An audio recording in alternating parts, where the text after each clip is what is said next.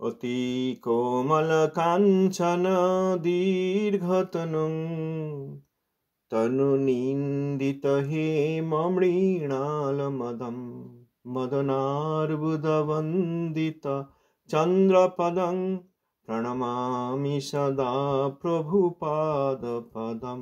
অতি কোমল কাঞ্চন দীর্ঘতনুং তনু নিন্দিত হেম মৃণালমদম মদনার্বুদবন্দিত চন্দ্রপদং প্রণমামি সদা প্রভুপাদপদম। প্রণমামি সদা প্রভুপাদপদম। প্রণমামি সদা প্রভুপাদপদম। श्री गुरु महाराज जी की जय। दशम स्थान आचार्य बिंद पार्षद श्री प्रभुपाद की जय। प्रभुपाद श्री भक्ति सिद्धांत सरस्वती लक्ष्मी ठाकुर जी की जय। श्री गौर सुदास भाजी महाराज जी श्री सच्चानंद भक्त ठाकुर महाशय जी की जय।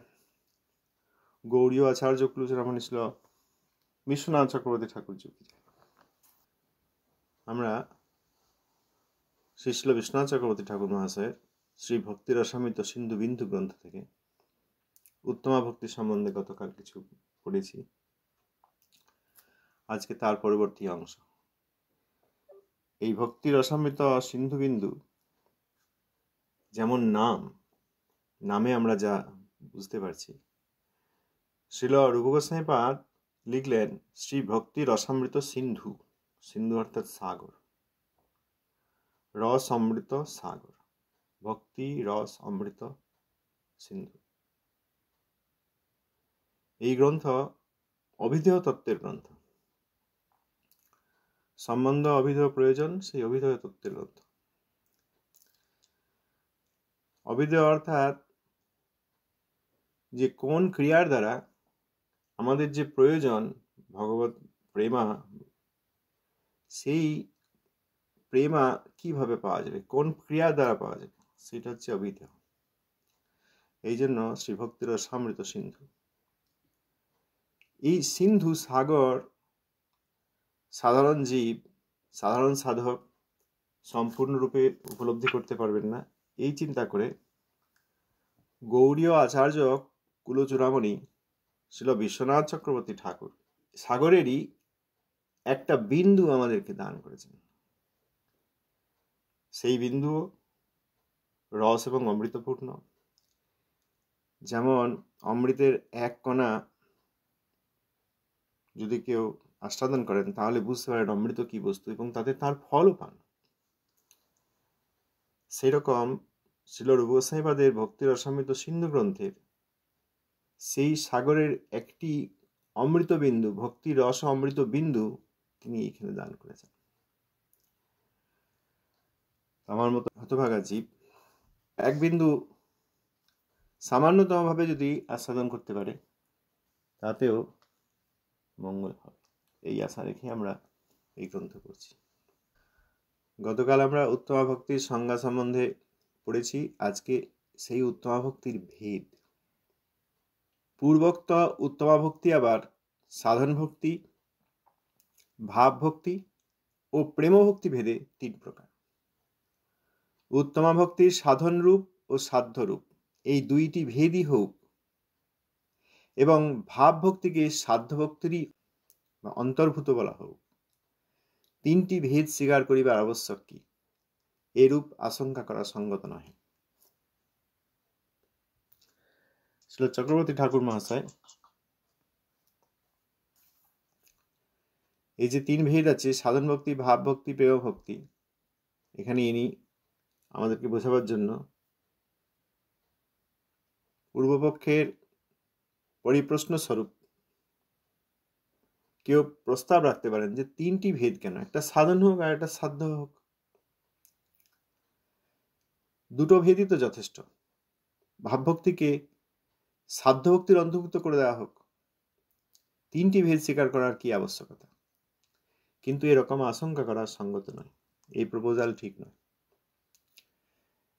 তার উত্তর দিয়ে শ্রী চক্রবর্তী ঠাকুর স্বয়ংই বলছেন, যেহেতু মূল গ্রন্থের দক্ষিণ বিভাগে প্রথম লহরীতে বর্ণিত আছে যাহাদের শ্রীকৃষ্ণ বিষয়ক রতি বা ভাব উৎপন্ন হইয়াছে, কিন্তু সম্যক রূপে বিঘ্ন নিবৃত্তি হয় নাই, এবং শ্রীকৃষ্ণ সাক্ষাৎকারের যোগ্যতা ঘটিয়াছে, তাহারা সাধক ভক্ত বলিয়া কথিত। আমরা আগের দিন শ্লোকে পড়লাম না, ক্লেশগ্নি, শুভদা, মোক্ষ লঘুতাকৃত আর সুদুর্লভা। তারপরে আছে সান্দ্রানন্দ বিশেষাত্মা, শ্রীকৃষ্ণ আকর্ষণী চ। প্রথম চারটে যে ক্রিয়া, সেটা সাধকের মধ্যে দেখা যায়। ক্লেশগ্নি অর্থাৎ পাপ এবং পুণ্যরূপ ক্লেশ, সেটার বিনাশ হয়। পুণ্যটাও ক্লেশ, পাপটা যেমন ক্লেশ সবাই বুঝতে পারে, পাপ, পাপের ফল ক্লেশদায়ক। পুণ্যটা সবাই চায়, কিন্তু ভক্তির সাধক বুঝতে পারেন যে পুণ্যটাও একটা ক্লেশ। কেন না, পুণ্যের জন্য পূর্ণ কর্ম করতে হবে, তারপর পূর্ণ কর্মের ফল পাওয়া যাবে, পূর্ণ কর্মের ফল ভোগ করতে হবে, সুখ ইত্যাদি। অতএব পাপ পুণ্য দুটোই ক্লেশ। পাপ বীজ পাপ বাসনা এবং পাপ, পুণ্য বীজ পুণ্য বাসনা এবং পুণ্য। আমরা পড়েছি ছিল ভক্তিনাথ ঠাকুর মহাশয়ের শুদ্ধা ভক্তি নিবন্ধ আলোচনা থেকে। তারপর হচ্ছে শুভদা, অর্থাৎ এই সদ্গুণ ইত্যাদি আসবেন। তারপর মোক্ষ লঘুতাকৃত, অনেকে মুক্তির জন্য প্রথমে ভক্তির আশ্রয় নিলেও পরে দেখেন যে মুক্তি তো সামান্য বস্তু, ভক্তির দ্বারা মুক্তি নয়। ভক্তি অর্জিত হলে মুক্তি ভক্তে সেবা করেন, মুক্তির স্বয়ং মুগ্লিতাঞ্জলি সবতেষ্মান। সুতরাং মোক্ষ সেখানে লঘুতা প্রাপ্ত হয় না, আর মুক্তি চাইছি না, কাঁচ চেয়ে এসেছিলাম, যখন কাঞ্চন পেয়ে গেছি তখন আর আমি কাঁচ চাইছি না। অতএব মুক্তি তখন মুক্তি দেবী ভক্তি দেবী সেবা করেন। এই কথা জেনে তারা মুক্তি তাদের কাছে ক্ষুদ্র হয়ে পড়ে, তারা আর মুক্তি চান না, তারা ভগবানের আনন্দ বিধান করতে চান। তার জন্য যে মুক্তি প্রয়োজন, সারূপ্য, সালোক্য, সামীপ্য, শাস্তি ইত্যাদি, সেটা তখন ভক্ত ইচ্ছা না থাকলেও স্বীকার করেন। কারণ ভগবানের সালোক্য অর্থাৎ একই লোকে না গেলে কি করে ভগবানের সেবা করবেন? সারূপ্য অর্থাৎ ভগবানের মতো সুন্দর রূপ না গ্রহণ করলে কি করে ভগবানের সেবা করবেন? কারণ ভগবান কুরূপের সঙ্গে বিলাস করেন না, সেখানে সবই স্বরূপ, বৈকুণ্ঠে সব স্বরূপ, স্বরূপকার ভগবানের। সেই জন্য ভক্তগণ সারূপ্য প্রাপ্ত হন, কারণ তারা সুন্দর রূপ প্রাপ্ত হয়ে সেই সুন্দর রূপের দ্বারা ভগবানের সেবা করেন। মোক্ষ লঘুতাকৃত। আর একটা হচ্ছে ভক্তি যে সুদুর্লভ সেটা বুঝতে পারা। যদি অন্নাভিলাষ পরিত্যাগ না করে চিরকাল সাধন ভজন করে যাওয়া হয়, শ্রবণ কীর্তন যদি করে যাওয়া হয়, কিন্তু অন্নাভিলাষ থাকে, তাহলে কখনোই ভক্তি লাভ হয় না। এই কথা বুঝতে পারা যে শ্রবণ কীর্তন করে যাচ্ছি, সবসময় হরিনাম করে যাচ্ছি, বাস ভক্তি পেয়ে যাব, তা নয়। যতক্ষণ না অন্নাভিলাষাদি ত্যাগ করবো ততক্ষণ ভক্তি লাভ হবে না। চিরকাল, জন্মের পর জন্ম যদি ভক্তি কার্যের অনুষ্ঠান করা হয় কিন্তু তার মধ্যে অন্নাভিলাষাদি থাকে, তাহলে ভক্তি লভ্য হন না। অতএব ভক্তি কত দুর্লভ, শুধু দুর্লভ নন, সুদুর্লভ, এই কথা বুঝতে পারা যায়। এই কথা বুঝে তখন তারা অন্নাভিলাষাদি পরিত্যাগ করেন। এই চারটে সাধকের মধ্যে হলো। তারপরে সান্দ্রানন্দ বিশেষাত্মা আর শ্রীকৃষ্ণ আকর্ষণী চ। তো এখানে শ্রীল চক্রবর্তী ঠাকুর বলছেন, যাদের ভাব উৎপন্ন হয়েছে কিন্তু এখনো কিছু বিঘ্ন রয়ে গেছে। বিঘ্ন রয়ে গেছে মানে কোন সমস্যাটা? ওই ক্লেশাগ্নি, কিছু বিঘ্ন রয়ে গেছে, সম্যকরূপে বিঘ্ন নিবৃত্তি এখনো হয়নি, কিছু রয়ে গেছে। শ্রী হরিনাম চিন্তামণিতে শ্রীল ভক্তিনাথ ঠাকুর মহাশয় এই কথা বলেছেন যে তারপরে এই হরিনাম করতে করতে এক সময় ওই বাকি যে সব ক্লেশ আছে সেটাও চলে যাবে। তাহলে শ্রী চক্রবর্তী ঠাকুর মহাশয় এখানে বলছেন, সম্যকরূপে বিঘ্ন নিবৃত্তি হয় নাই এবং শ্রীকৃষ্ণ সাক্ষাৎকারে যোগ্যতা ঘটিয়েছে, তাহারা সাধক ভক্ত। ভাব ভক্তিতে কিন্তু কৃষ্ণের দর্শন হয়। প্রমাণ অনেক আছেন, যেমন ছিল বিল্লমঙ্গল ঠাকুর। তিনি যখন ভাব ভক্তিতে উন্নীত হলেন তখন কৃষ্ণ তাকে হাতে ধরে নিয়ে গেলেন বৃন্দাবন। পরে তিনি চিনতেও পারলেন। ভাব পর্যায়ে যারা প্রবেশ করেন তারা ভগবানের সাক্ষাৎকার লাভ করেন, তার আগে সাক্ষাৎকার সম্ভব নয়।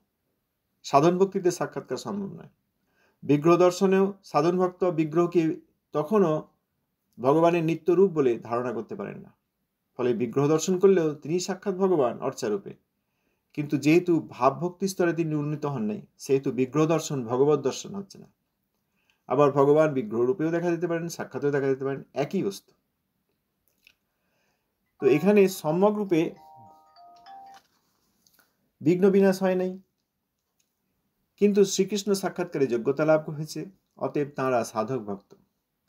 সাধক ভক্তের এই লক্ষণটিতে দেখা যাইতেছে, শ্রী বিশ্বনাথ চক্রবর্তী ঠাকুর বলছেন, সাধক ভক্তের এই লক্ষণটিতে দেখা যাইতেছে যে সাধকের রতির অপর পর্যায়ে ভাব ভক্তির আবির্ভাবের পরেও সম্যক রূপে বিঘ্ন নিবৃত্তি হয় নাই। এই বিশেষণটি থাকাতে তখনও ওই সাধক ভক্তে কোনো প্রবলতর মহৎ অপরাধের কিছু না কিছু অংশ অবশিষ্ট আছে। সাধক ভক্তের এই লক্ষণটিতে দেখা যাইতেছে যে সাধকের রতির অপর পর্যায়ে ভাব ভক্তির আবির্ভাবের পরেও সম্যক রূপে বিঘ্ন নিবৃত্তি হয় না। এই বিশেষণটি থাকাতে তখনও ওই সাধক ভক্তে কোনো প্রবলতর মহৎ অপরাধের কিছু না কিছু অংশ অবশিষ্ট আছে। এই জন্য যাহা ক্লেশ বা বিঘ্ন উৎপাদন করিতে সমর্থ, সেই মহৎ অপরাধের লেশমাত্র যে পর্যন্ত ভক্তেতে বিদ্যমান থাকিবে, সে পর্যন্ত ওই ভক্তেতে সাধ্য ভক্তির আবির্ভাব সম্ভবপর নয়। কারণ এখনো ওই যে ক্লেশ রয়েছে, মহৎ অপরাধের কিছু অংশ এখনো বাকি রয়েছে, অতএব এখনো সাধ্য ভক্তির ভাব সম্ভবপর নয়।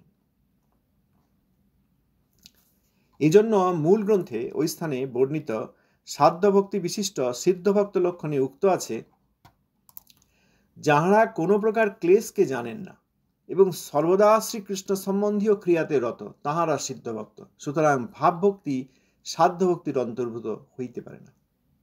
চক্রবর্তী ঠাকুর নিজেই পরিবেশন করলেন এবং সমাধান করে দিলেন যুক্তি দিয়ে। এই মূল গ্রন্থ অর্থাৎ শ্রী ভক্তি রসামৃত সিন্ধুতেই যে যুক্তি দেয়া আছে সেই অনুযায়ী যারা একদম কোনো ক্লেশ জানেন না তারা সিদ্ধ ভক্ত, কিন্তু ভাব ভক্তিতে অর্থাৎ দ্বিতীয় পর্যায়ে সাধন ভক্তি, তার উপরে ভাব ভক্তি, তার উপরে প্রেম ভক্তি। ভাব ভক্তিতে যেহেতু এখনো কিছু ক্লেশ আছে, মহৎ অপরাধের কিছু না কিছু এখনো অবশিষ্ট আছে, অতএব ক্লেশের প্রমাণ রয়েছে, অতএব তিনি ভাবভক্ত হলেও তিনি এখনো সিদ্ধ ভক্ত নন। কারণ সিদ্ধ ভক্ত হতে গেলে কোনো ক্লেশ জানেন না, কোনো ক্লেশ নাই, তখন তিনি সিদ্ধ ভক্ত।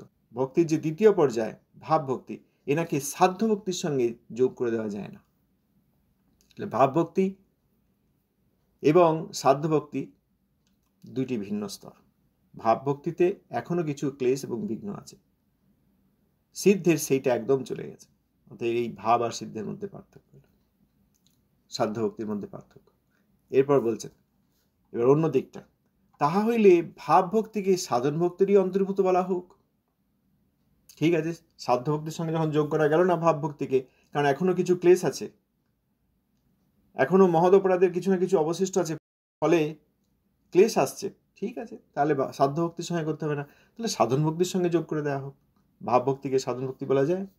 তার উত্তরে তদুত্তরে বলা যাইতেছে যে ভাব ভক্তি সাধন ভক্তির অন্তর্গত, এই কথা কিছুতেই সম্ভবপর নয়।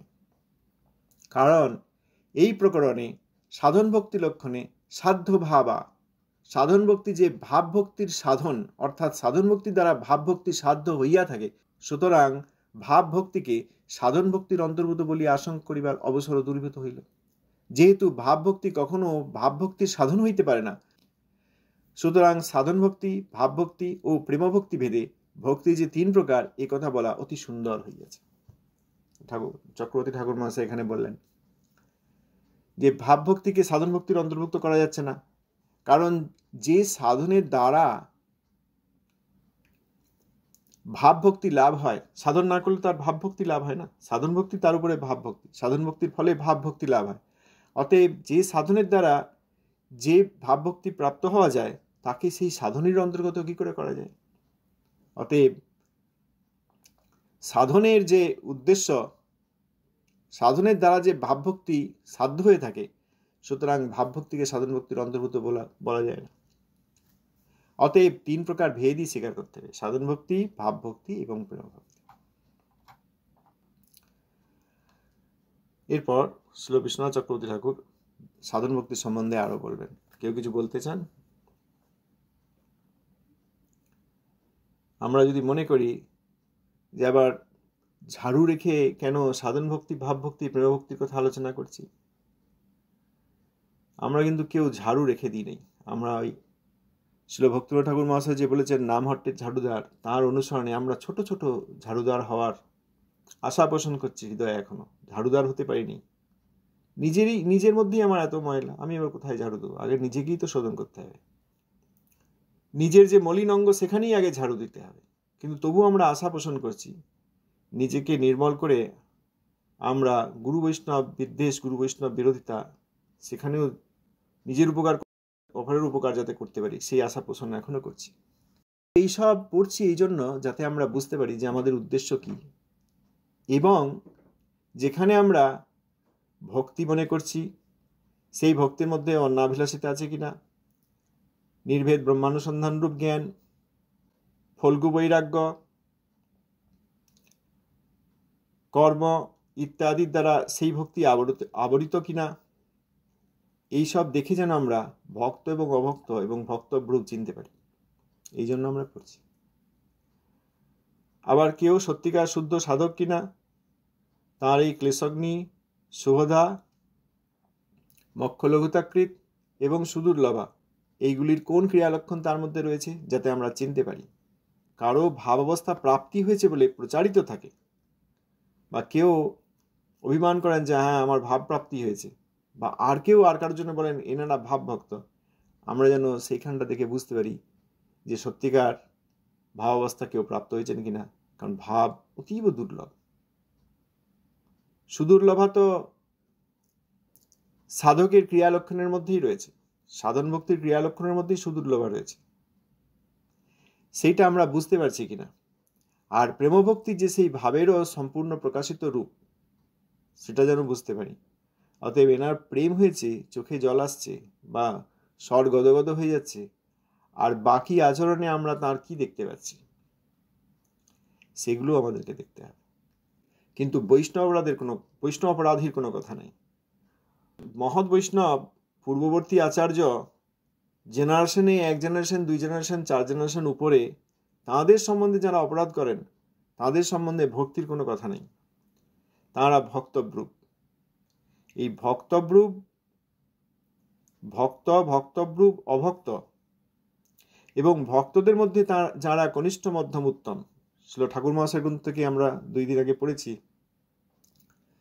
সেখানে শ্রীল ঠাকুর মহাশয় বললেন যে উত্তম ভক্ত তিনি দৃঢ় শ্রদ্ধাবান, দৃঢ় এবং অটল। মধ্যম বৈষ্ণব কিঞ্চিত দৃঢ়, সম্পূর্ণরূপে দৃঢ়তা এখন আসে নাই, কিন্তু কিঞ্চিত দৃঢ়, যথেষ্ট দৃঢ়। আর কনিষ্ঠ, তার দৃঢ়তা নাই, কেবল বিশ্বাস প্রায়। কনিষ্ঠের মধ্যে 2 প্রকার, এক হচ্ছেন কর্মজ্ঞান ও মিশ্র, আর এক হচ্ছেন কর্মজ্ঞান ও শূন্য। কর্মজ্ঞান মিশ্র যিনি, তার উন্নতি হওয়া খুব কঠিন। খুব যদি প্রযত্ন করেন এবং সাধুর বিশেষ কৃপা পান, তখন তার উন্নতি সম্ভব। আর যারা কর্মজ্ঞানাধিকার শূন্য, তারা কিন্তু সাধু সঙ্গের প্রভাবে অতি সহজেই উত্তমতা লাভ করেন। সাধু সঙ্গ 2 ক্ষেত্রেই আছে, সব ক্ষেত্রেই আছে। যার প্রেম আছে, এরকম সাধু সঙ্গ না করলে প্রেমই আসবে না। সাধু সঙ্গ 2 ক্ষেত্রেই আছে, কিন্তু কনিষ্ঠ অধিকারে যার কর্মজ্ঞানাধিকার শূন্য হয়েছেন, তিনি সাধু সঙ্গে অতি সহজেই উন্নতি লাভ করেন। কিন্তু যার এখনো কর্মজ্ঞানাধিকার ইত্যাদি মিশ্র ভাব রয়েছে, তার পক্ষে হওয়া খুব কঠিন, এইসব আমরা শুনেছি। অতএব সেখানে এক প্রকার সংজ্ঞা রয়েছে, শ্রদ্ধা অনুসারে কনিষ্ঠ অধিকার, মধ্যম অধিকার, উত্তম অধিকার। অতএব ভক্তের মধ্যে 3 ভাগ, অভক্ত, ভক্ত বিরোধ এবং ভক্তব্রূপ। এই পার্থক্য আমাদেরকে বুঝতেই হবে। আমরা ভুল লোককে সাধক না মনে করি, ভুল বাহ্য লক্ষণকে ভাব ভক্তি মনে না করি, এবং সুদুর্লভ অপেক্ষাও সুদুর্লভ যে প্রেম ভক্তি কোথায় প্রাপ্ত হয়েছেন সে কথা যেন আমরা বুঝতে পারি, এবং সেই রকম প্রেমভক্ত পাওয়া অত্যন্ত সুদুর্লভ, এ কথা যেন বুঝতে পারি। এই জন্য আমরা এইসব পড়ছি, এবং যাতে নিজেদের উন্নতি করতে পারি। তার জন্য এই যে অসৎসঙ্গ ত্যাগ, এটা আমাদের অবশ্যই প্রয়োজন। অসৎসঙ্গ ত্যাগ, বিশেষ করে বৈষ্ণব অপরাধীর সঙ্গ, বৈষ্ণব অপরাধীর আনুগত্য, এইসবের দ্বারা কখনো ভক্তি লাভ হয় না। বৈষ্ণব অপরাধী যিনি পূর্ববর্তী গুরু এবং গুরুবর্গের অবমাননা করেছেন, তার সঙ্গে সঙ্গ কেন, তার কোনোভাবে আনুগত্য, তার সংস্পর্শে আসলে শুদ্ধা ভক্তি কখনো লাভ হয় না। এই কথা আমাদেরকে বুঝতে পারতেই হবে। অতএব আমরা আমাদের খেয়ালে যেমন খুশি করে যাব, আর বাহ্য বেশ আর ব্যবহার এইসব দেখে আমরা যে কারোর সঙ্গ করব, যে কারোর মাধ্যমে সেবায় যুক্ত হওয়ার চেষ্টা করব, বৈষ্ণব পদ কত পবিত্র, সেই বৈষ্ণব পদ অধিকারী বলে অবৈষ্ণব এবং বৈষ্ণব রূপকে মনে করব, তাহলে আমাদের কিছুতেই ভজন সম্ভব নয়। অতএব কোথায় ভক্তব্রূপ আর কোথায় শুদ্ধ ভক্ত, কোথায় সাধন ভক্তি, কোথায় ভাব ভক্তি, আর কোথায় প্রিয় ভক্তির প্রকাশ, সেটা যেন আমরা বুঝতে পারি, সেই জন্য আমরা এইসব করছি। আমরা কোথাও আমাদের উদ্দেশ্য বা অধিকারের বাইরে যাইনি। আচ্ছা, আজ প্রায় সময় হয়েছে, সংক্ষেপেই থাক যাতে আমরা বুঝতে পারি। আপনাদের চরণে দণ্ডবত প্রণাম।